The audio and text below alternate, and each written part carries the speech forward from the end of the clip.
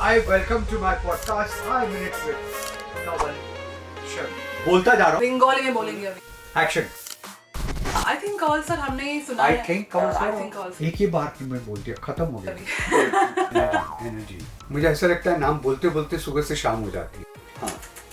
Come on, start. नहीं दिमाग कम से हो गया. क्यों?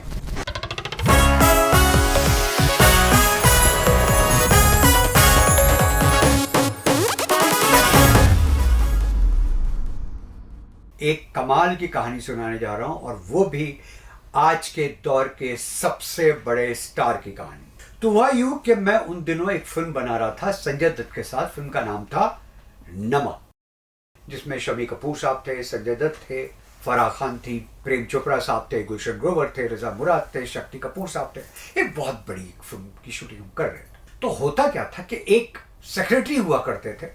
वो अक्सर मेरे पास आते थे और नए नए लोगों को, नए चेहरों को मुझसे मिलवाते रहते. न जाने उनको ऐसा क्यों लगता था कि गोविंदा और चंकी पांडे के साथ काम करने के बाद, चूंकि वो भी न्यू कमर थे और उनका करियर भी तकरीबन मेरे साथ ही शुरू हुआ था, तो उसके जहन में यह बात अटक गई थी कि ये जो न्यू कमर्स आते हैं, हो सकता है इनमें से किसी एक न्यू कमर को मैं काम दे दूं.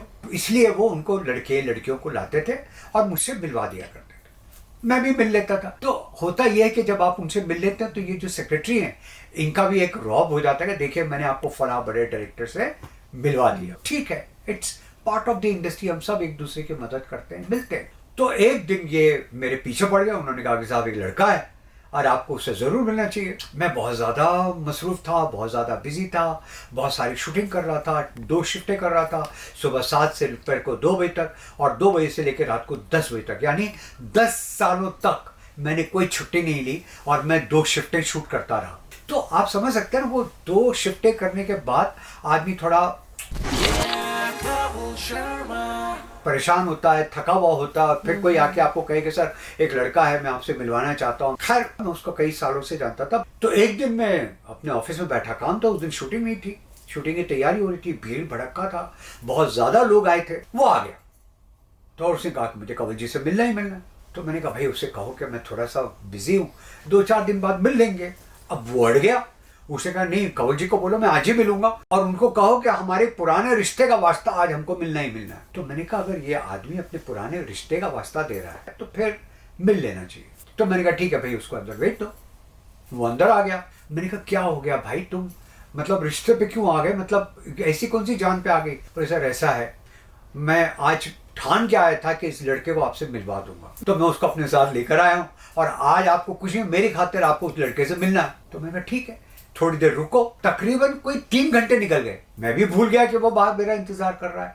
3 घंटे बाद मेरा प्रोडक्शन का आदमी फिर आया. बोले वो आप सेक्रेटरी किसी लड़के को लाया आपसे मिलवाने के लिए, आप मिल लीजिए. तुमने कहा हाँ हाँ, उससे अंदर लेकर आओ.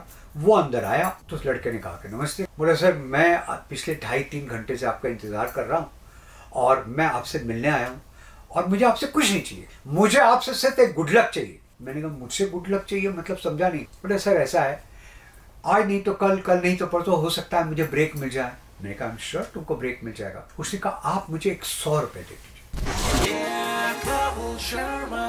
मैंने कहा फिर. कहता ये 100 रुपये मैं अपनी जेब में रखूंगा हमेशा के लिए एज ए गुड लक. जब भी मैं अगर स्टार बन गया कभी फ्यूचर में, आप अपना ये 100 रुपया कभी भी कैश करवा सकते हैं. तो मैं मुस्कुराया और उसकी तरफ देखने लगा. उसने कहा आप ये मान लीजिए कि मैं आपका ये 100 रुपये अपने करियर के लिए गुड लक लेके जा रहा हूँ. तो मैंने कहा अगर मेरे 100 रुपये देने से तुम्हारा करियर बनता है तो भाई मुझे सबसे ज़्यादा खुशी होगी. मैंने भी बड़ी स्ट्रगल की है. तो मैंने अपना वॉलेट खोला, उसमें से 100 रुपये निकाले और मैंने इस लड़के को दे दी. इस बंदे ने वो 100 रुपये लिए. वहाँ पे एक शिव जी की हमारी मंदिर में एक मूर्ति रखी थी, एक स्टैचू, उसको टच किया और उसने वो 100 रुपये लिए, मुझे हाथ मिलाया और वो चला गया. और थोड़े ही दिनों बाद, यानी कि कुछ 1 महीने बाद, उस लड़के की फिल्म की अनाउंसमेंट हो गई और आज वो सुपरस्टार है और उसका नाम है अक्षय कुमार. तो ये कहानी जो है वो 100 रुपए की है, जो मेरे और अक्षय कुमार के बीच वो 100 का नोट अभी भी खड़ा है.